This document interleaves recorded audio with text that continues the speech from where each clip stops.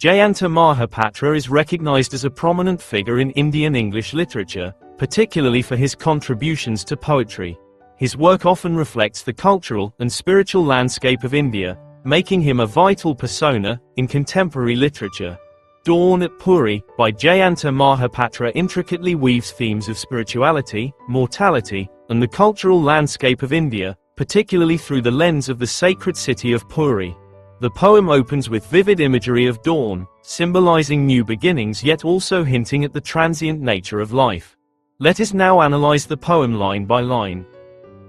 Endless crow noises. The opening line sets a somber and bleak tone. The poet uses crow imagery. Crows are generally associated with degeneration, dirt and filth. In Indian culture, crows are traditionally associated with death and bad omens. And they also hint at mortality and decay. The word, endless, suggests a continuous, inescapable presence, perhaps hinting at the cyclic nature of life and death. A skull in the holy sands.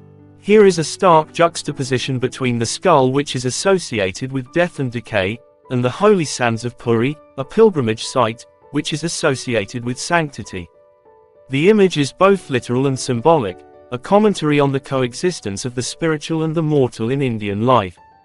It evokes the gorges where death rituals are performed, and the body meets the divine. Tilts its empty country towards hunger.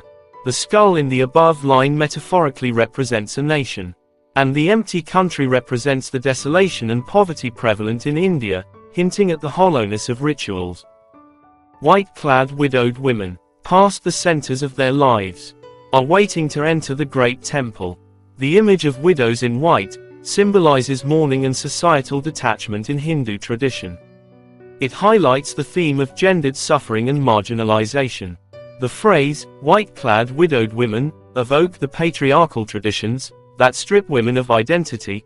After their husbands' deaths, these women have been reduced to mere shells, leaning against each other. Past the centers of their lives implies that the prime and meaningful social roles are gone. They are merely existing, waiting for release through death and spiritual redemption. They have no identity, and ironically, those marginalized women now turn to religion in the hope of salvation. The Great Temple refers to the Jagannath Temple in Puri, a major Hindu pilgrimage site. The line may critique how religion often serves as a solace for the disenfranchised.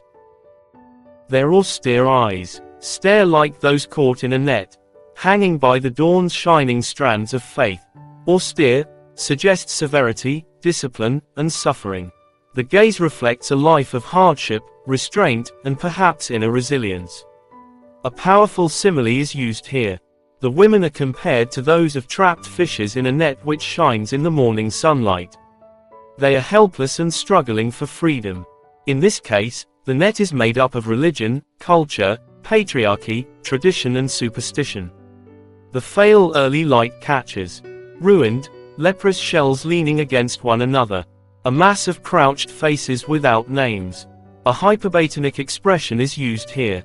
The poet says, the frail early light, although he actually means the failed life of those widowed women.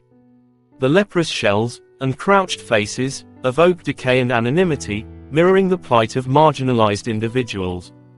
Widowed women, having no identity, are supposed to beg. They are controlled, they are unwanted, and they have no names at all. The imagery highlights the fragility of human existence.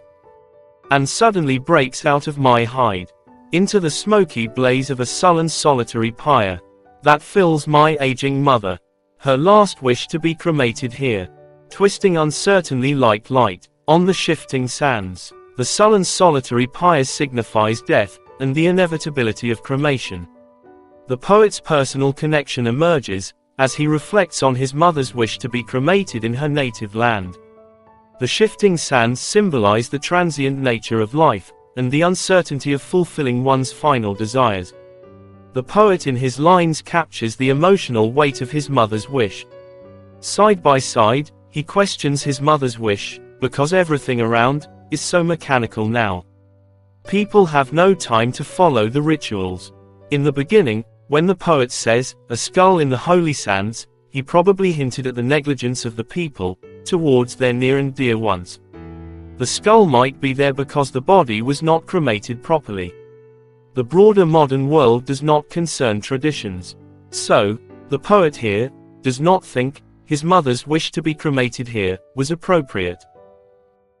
If this video helped you in any ways, consider subscribing the channel. Thanks for watching.